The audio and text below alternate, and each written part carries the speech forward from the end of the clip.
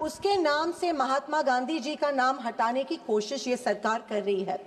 सरकार चाहती है नाम बदल दे, पहचान बदल दे। मैं सरकार से पूछना चाहती हूँ, नाम बदल। महात्मा गांधी जी अध्यक्ष महोदय, जिन्होंने देश के लिए गोली खाई, जिन्होंने लाठी खाई, जेल खाई, नंगे पांव आजादी की जी, ये केवल नाम नहीं है, देश की आत्मा है, ये हमारी आत्मा है।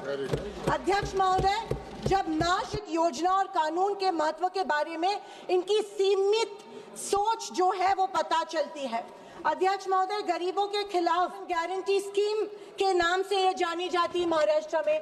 कोविड में इसी योजना ने किसानों को रेशो दे रहे हैं। सर, इसका मतलब ये है कि जहाँ पे इनकी सरकार है, ये तय करेगी कि योजना कब लागू होगी। वो सर, ये वो इनको नहीं देंगी।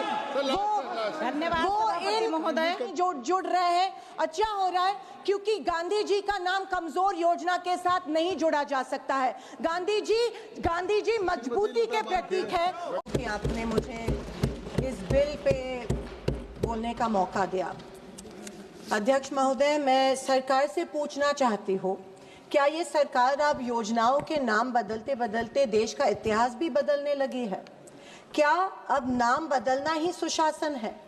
क्या देश की गरीबी, बेरोजगारी, महंगाई से ज्यादा जरूरी हो गया है कि महापुरुषों के नाम बदले?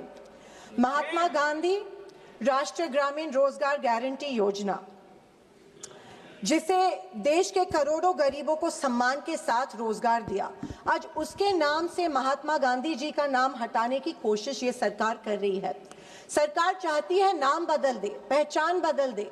मैं सरकार से पूछना चाहती हूँ, नाम बदलने से क्या इतिहास बदल जाएगा?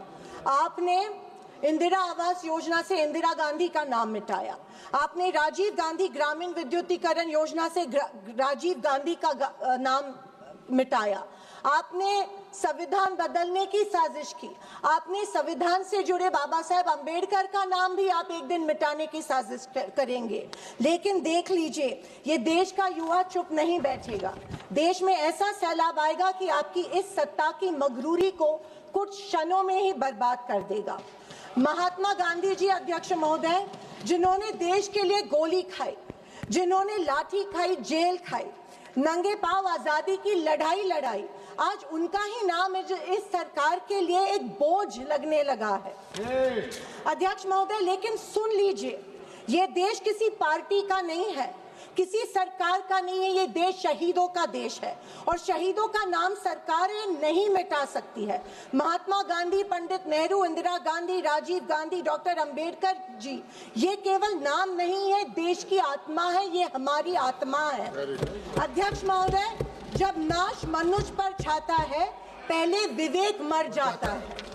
अध्यक्ष महोदय, पीएम मोदी जी ने एक बार इसी सदन में मनरेगा को बदनाम करते हुए इसे गड्ढे खोदने वाली योजना बताया गया, जिसे आजीविका बनाए रखना और ग्रामीण गरीबी से लड़ने के लिए बनाए गए इस ऐतिहासिक अधिकार आधारित योजना और कानून के महत्व के बारे में इनकी सीमित सोच जो है वो पता चलती है। अध्यक्ष महोदय, गरीबों के खिलाफ मोदी सरकार ने बजट में कटौती की।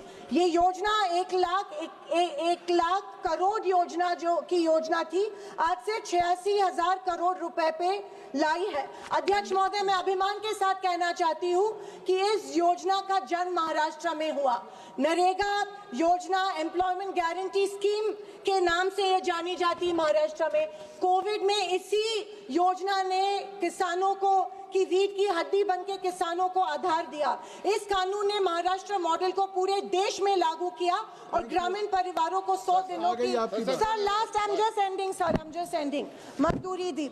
लेकिन आज सर, स्टेट्स को 60-40 प्रोपोर्शन में ये रेशो दे रहे हैं। सर, इसका मतलब ये है कि जहाँ पे इनकी सरकार है, ये तय करेगी कि योजना कब लागू होगी, कितने दिन लागू होने वाली है और कितने इलाकों में लागू होने वाली है। और जहाँ पे इनकी सरकार नहीं है, ये जो 40 का हिस्सा है वो 60 का हिस्सा है, वो सर ये वो इनको नहीं देंगी।